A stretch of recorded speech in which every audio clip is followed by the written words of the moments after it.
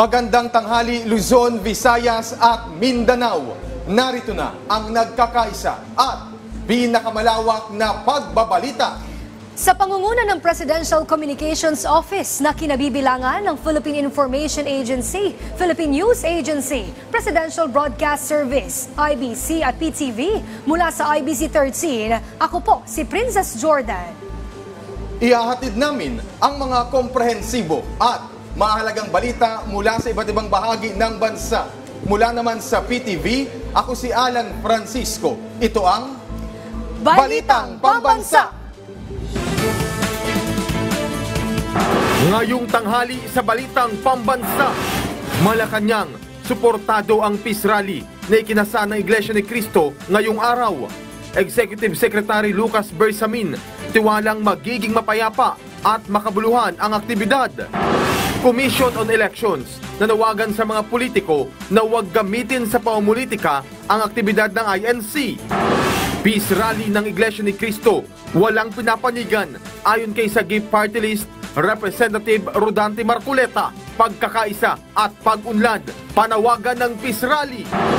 Pilipinas, Amerika at Japan nagkasundong mas palakasin, partikular sa larangan ng ekonomiya, maritime at teknolohiya. At Pangulong Ferdinand R. Marcos Jr. tiwalang makakamit ang upper middle income country status ngayong 2025. Diplomatic community, kumpiyansa sa ekonomiya ng Pilipinas.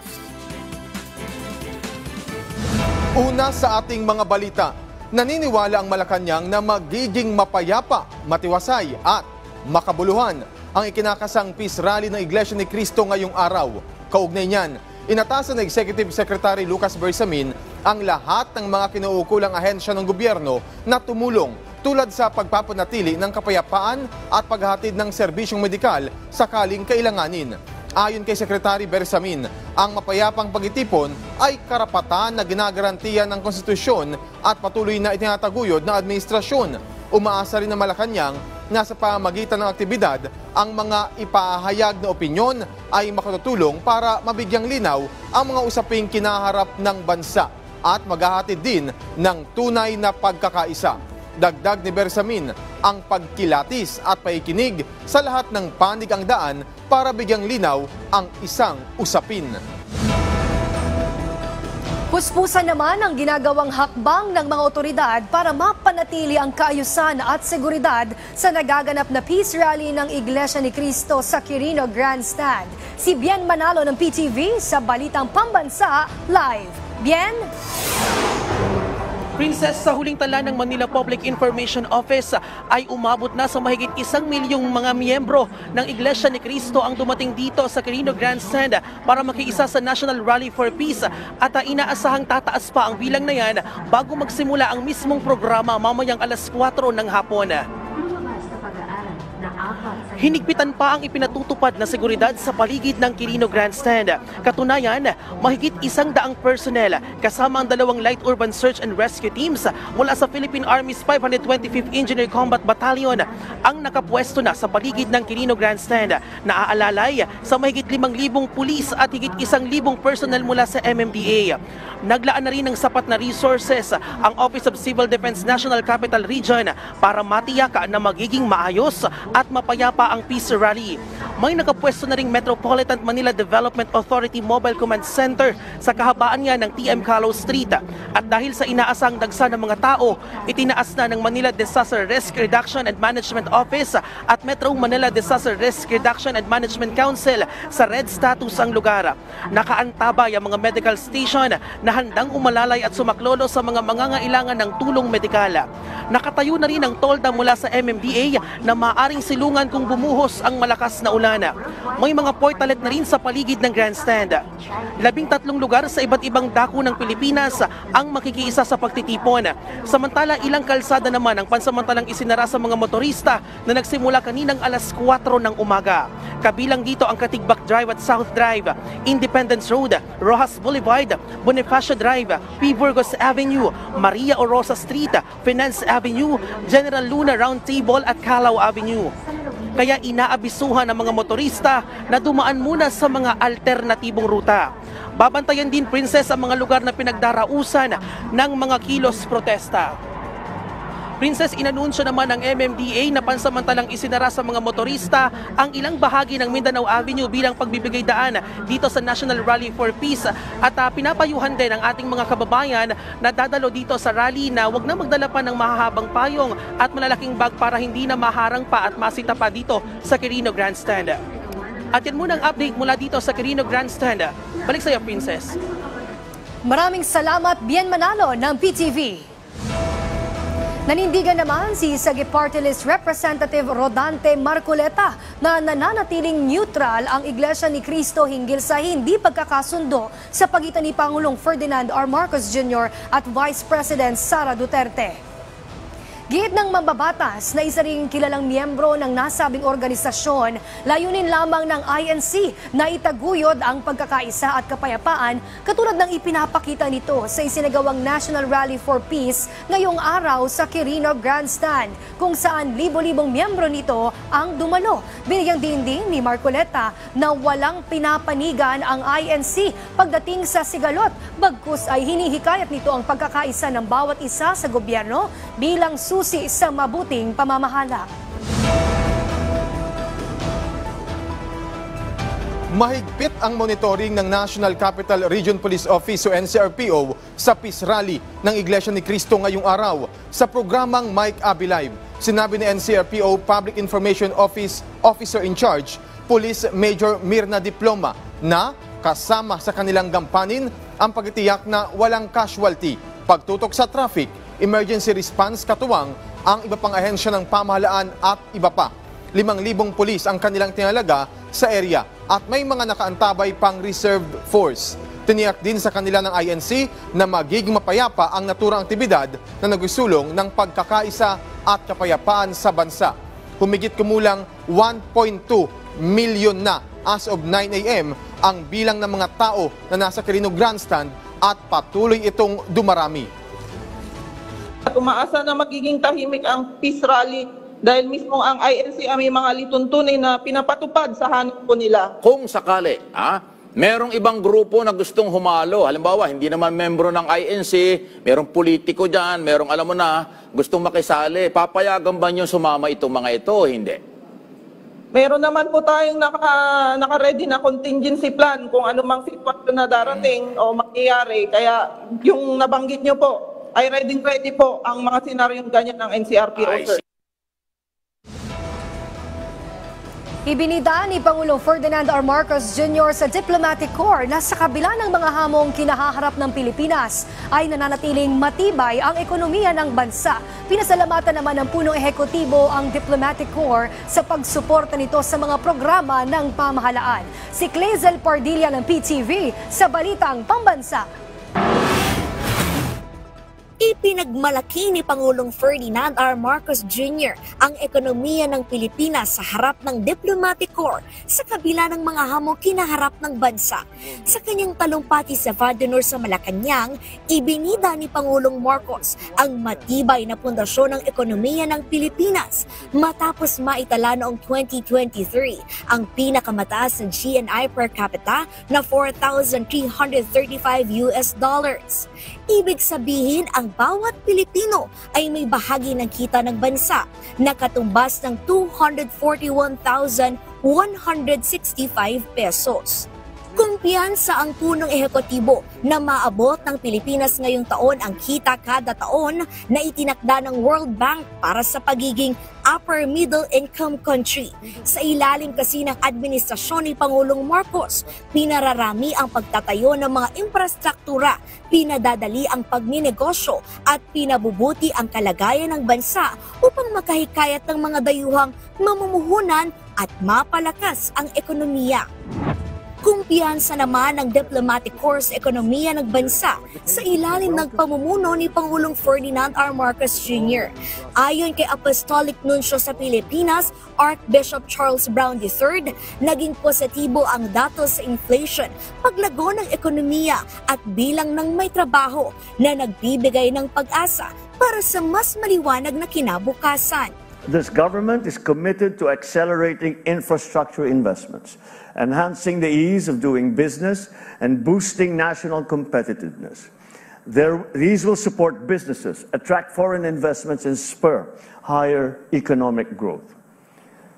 With a long history and the credible record of multilateral diplomacy, the Philippines is in a very strong position to take on more leadership roles that seek to advocate for consequential issues in the global agenda. Kaugnay niyan, hinikayat ni Pangulong Marcos ang suporta ng Diplomatic Corps at ng kanilang mga gobyerno para sa kandidatura ng Pilipinas sa non-permanent seat ng United Nations Security Council para sa taong 2027 hanggang 2028. Iginiit ni Pangulong Marcos ang mayamang karanasan ng Pilipinas sa pagsusulong ng kapayapaan, pagbuo ng pagkakaisa at pagtuklas sa mga bagong paraan ng kooperasyon na salamin ng higit 60 taong kontribusyon ng bansa sa UN peacekeeping operations. I take this opportunity anew to convey to your respective governments our earnest request for your support to our UNSC bid. And we hope for your support when the time comes, when we are indeed sitting as a member of the Security Council. Sa huli, pinasalamatan ni Pangulong Marcos ang Diplomatic Corps para sa kanilang patuloy na suporta sa mga programa ng pamahalaan na nakatuon sa pagpapabuti ng buhay ng mga Pilipino. Mula sa PTV Manila, Kalezal Pardilia, Balitang Pambansa.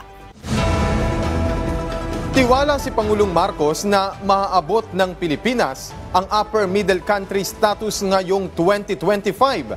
Si Alvin Baltazar ng Radyo Pilipinas sa Balitang Pambansa. Naniniwala si Pangulong Ferdinand R. Marcos Jr. na makukuha ng bansa ang pagiging upper middle income country status nito ngayong 2025. Sa isinagawang tradisyonal na Van d'Honor sa palasyo nitong nagdaang Sabado, sinabi ng Pangulo sa harap ng diplomatic community na sa ipinapakitang malakas na macroeconomic fundamentals ng bansa ay tiwala silang maaabot ng Pilipinas ang gayong antas ng income ng bansa. With strong macroeconomic fundamentals, we are confident that the country will be able to hit this year the GNI per capita range set for us by the World Bank to reach the upper middle income status country, coming off from an all-time high record registered in 2023 to the tune of $4,335. Ibinida rin ng Pangulo ang magandang economic status ng Pilipinas na itinuturing na nananatiling pinakamalakas sa Asia na lumagon ng 5.8% para sa unang tatlong quarters ng 2024 dahilan para maungusan ang performance ng ibang kasamahan sa Asian region. Katunayan ditong naitalang mataas na gross domestic product matapos ang 27 taon na umabot sa 16.7% at malaking bagay anya dito ang revenue collection noong 2024 na umabot sa 4.42 trillion pesos. The Philippine economy remains amongst the strongest in Asia, expanding 5.8% for the first 3 quarters of last year and outstripping performances of some peers in the Asian region. Our revenue collection for 2024 is about 4.42 trillion pesos, accounting for 16.7% of our GDP. And this is the highest figure in the last 27 years. Kabilang din sa inilahad ng Pangulo ang pagkakamit ng bansa ng kauna-unahang credit A rating mula sa S&P Global Ratings. Bumaba din niya ang unemployment rate sa 4.0% na mas mababa pa sa tinarget na 4.4 hanggang 4.7% at ang dahilan niya dito ang paglakas ng labor market. Para sa Balitang Pambansa, Alvin Baltazar ng Radyo Pilipinas. Bagong Pilipino sa Bagong Pilipinas. Yan naman ang panawagan ni Pangulong Ferdinand R. Marcos Jr. sa ating mga kababayan. Ayon sa Pangulo, isabuhay ang pagiging disiplinado, mahusay at mapagmahal sa bayan at kapwa para mas maunlad na Bagong Pilipinas. Narito ang report. Ang bagong Pilipino ay disiplinado, mahusay, at higit sa lahat, mapagmahal sa bayan, mapagmahal sa kapwa Pilipino. Ito sana ang mga katangiang isa sa buhay natin ngayong bagong taon. Bagong taon, bagong Pilipino. Yan ang tema ng New Year vlog ni President Ferdinand R. Marcos Jr. Sinabi ni Pangulong Marcos na magsisimula ang pagbabago sa pagiging disiplinado. Ang bagong Pilipino ay disiplinado. Disiplinado sa sarili, disiplinado sa sariling tahanan, disiplinado sa lansangan. Binigyang diin ng Pangulo ang halaga ng disiplina sa kalusugan, pera at pag-iwas sa pagmamarites. Health and fitness goals sa pagkain, paghawak ng pera, pag-iipon, disiplina sa oras ng mga gadget, disiplina sa pagmamarites sa pananalita, disiplina sa lansangan, pagdadrive, pagtatapon ng basura. Ano naman kaya ang New Year's resolution ng Pangulo? Ang New Year's resolution ko na para maging mas disiplinado, mas aalagaan ko ang aking kalusugan. Dahil sa dami ng aking ginagawa, bawal talaga magkasakit, bawal talaga na hindi makapasok, bawal talaga na hindi maganda at maliwanag ang inyong pag-isip. Special mention din sa vlog ang mga Pilipino na nagbigay ng karangalan sa bansa, gaya ni The Voice winner Safronio Vasquez na simbolo ng pagiging mahusay ng mga Pinoy. Magaling tayo, kaya dapat ilagay na natin sa ating pag-iisip na ngayon, hindi na pwede ang pwede na. Nakita naman natin, meron na naman tayong champion na si Safronio Vasquez. Ngayon lang nakilala, napakagaling talaga. Dapat yan ang mga hinahanap natin na mga magagaling at mahuhusay na bagong Pilipino. Sinabi rin ni Pangulong Marcos na ang bagong Pilipino ay mapagmahal sa bayan. Ang bagong Pilipino ay mapagmahal sa bayan. There is a renewed sense of patriotism. Dapat sa ating mga New Year's resolution, lagi nating kasama ang pagmamahal sa ating minamahal na Pilipinas. Mas malalim ang kahulugan ng disiplina at pagiging mahusay kung ito ay nakaangkla sa pagmamahal sa Pilipinas. Mula sa PTV Manila, Alan Francisco, Balitang Pambansa. Nagkasundo ang Pilipinas, Amerika at Japan na mas palakasin ang ugnayan, partikular na sa larangan ng ekonomiya, maritime at teknolohiya. Kasunod yan ang trilateral meeting ni na Pangulong Ferdinand R. Marcos Jr., outgoing US President Joe Biden at Japanese Prime Minister Shigeru Ishiba. Si Clazel Pardilla ng PTV sa Balitang Pambansa Live. Clay. Alan, palalakasin pa ng Pilipinas, Estados Unidos at Japan ang trilateral agreement ng tatlong bansa. Sa ginawang trilateral leaders phone call kaninang umaga ni na Pangulong Ferdinand R. Marcos Jr. kasama sina outgoing US President Joe Biden at Japan Prime Minister Ishiba Shigeru, nangako ang tatlong leader na ipagpapatuloy ang pagtutulungan para paigtingin at palalimin ang ugnayan sa ekonomiya, maritime at technological cooperation. Kaya naman kumpiyansa si Pangulong Marcos na hindi mapapatid ang nasimula ng Pilipinas, Amerika at Japan.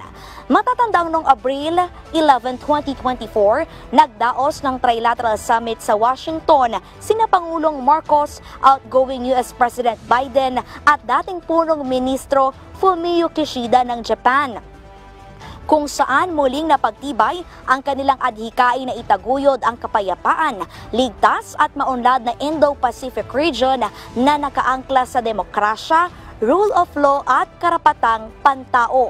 Buhat ng mapaigting ang Trilateral Joint Vision Statement noong Abril, sabi ni Pangulong Marcos na paunlad ang pagpapatupad ng bilateral at trilateral cooperation ng Pilipinas, Estados Unidos at Japan. Kabilang dito ang pagpapalago sa ekonomiya, teknolohiya, pagtugon sa climate change at pagtataguyod sa kapayapaan at seguridad ng tatlong bansa. Sang-ayon si Biden sa pahayag ni Pangulong Marcos na inilarawan ang kanilang trilateral partnership bilang makasaysayang tagumpay, lalo na sa maritime at economic security, technological cooperation at pagtatayo ng mga dekalidad na infrastructure investment. Kaya ayon kay Biden, nararapat lamang na palalimin ang kooperasyon ng tatlong bansa. Kasabay niyan, pinuri niya ang tugon ng Pilipinas sa mga agresibong aksyon ng China sa South China Sea at iginiit ang parehong interes na ipagpatuloy ang partnership at gawing institusyonal ang kooperasyon para matiyak na magtatagal ito. Positibo si Biden na makikita ni US President-elect Donald Trump ang kahalagahan nito. Si Japan Prime Minister Ishiba binigyan diin din na importante ang pagpapalalim ng trilateral cooperation ng Pilipinas, Estados Unidos at Japan. Noong Desyembre ay nagdaos ang tatlong bansa ng multilateral maritime cooperative activity na nagpapakita ng kooperasyon na masiguro ang kalayaan sa paglalayag sa Indo-Pacific sa gitna ng tensyon sa South China Sea.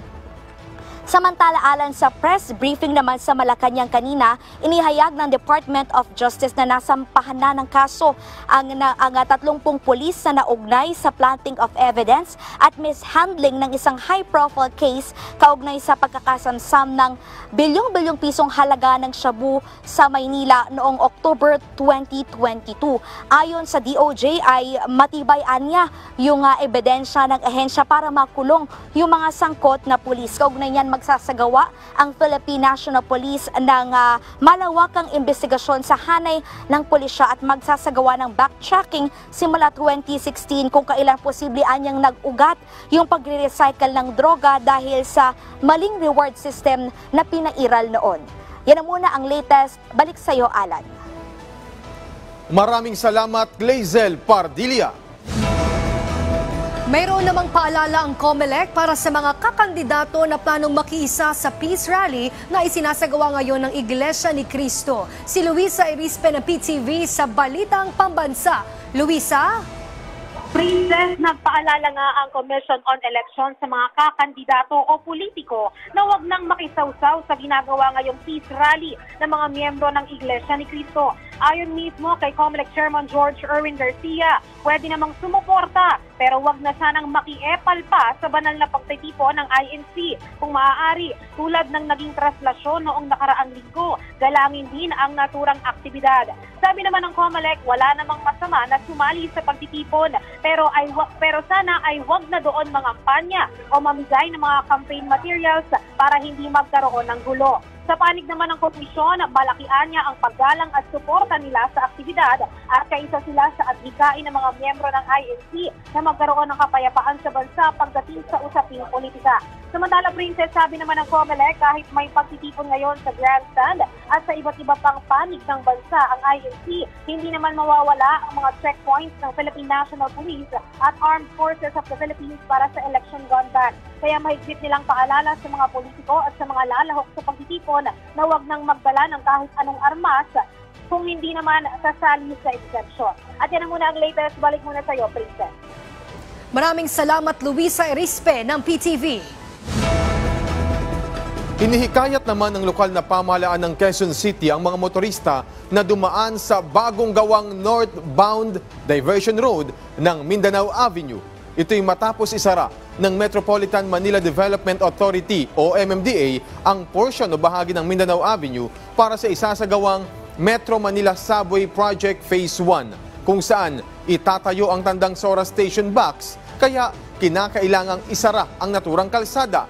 Magtatagal naman ang road closure hanggang sa taong 2028. Samantala, nakahanda ang mga tauhan ng QC, Traffic and Transport Management Department para sa pag-alalay sa daloy ng trapiko sa kalsada. Nakapagtala ng 2 pagbuga ng abo ang Bulkang Kanlaon simula alas 12 kagabi hanggang kaninang alas 12 ng umaga. Naitala rin sa bulkan ang 22 volcanic earthquakes, kabilang ang 7 volcanic tremors. Sa ngayon ay nananatili pa rin sa Alert Level 3 ang Kanlaon. Samantala, kamakailan lamang ay nagbabala ang Office of Civil Defense sa mga lokal na pamahalaan na huwag munang pabalikin ang mga residente na inilikas sa bayan na malapit sa Mount Kanlaon. Ito'y dahil sa mga bantang pagputok ng bulkan. Bunsod ng mga ipinapakitang senyales dito ayon sa PHIVOLCS.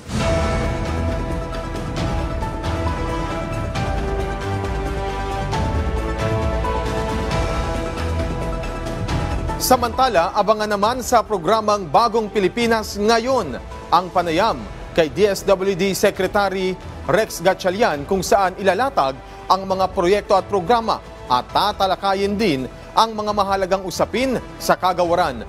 Susunod na po yan, kaya tutok lamang dito sa inyong pambansang TV, ang PTV. At dyan po nagtatapos ang 30 minutong ulat sa bawat sulok ng bansa. Samahan nyo kaming muli mamayang alas 6 ng gabi para sa updated at pinalakas pang balitaan mula sa PTV. Ako si Alan Francisco. Ito ang pinalawak na puwersa sa pangunguna ng Presidential Communications Office, kabilang ang Philippine Information Agency, Philippine News Agency, Presidential Broadcast Service, IBC at PTV. Mula sa IBC 13, ako naman po si Princess Jordan, hatid sa inyo ang komprehensibong paghimay sa mga halagang usapin dito lang sa Balitang Pambansa.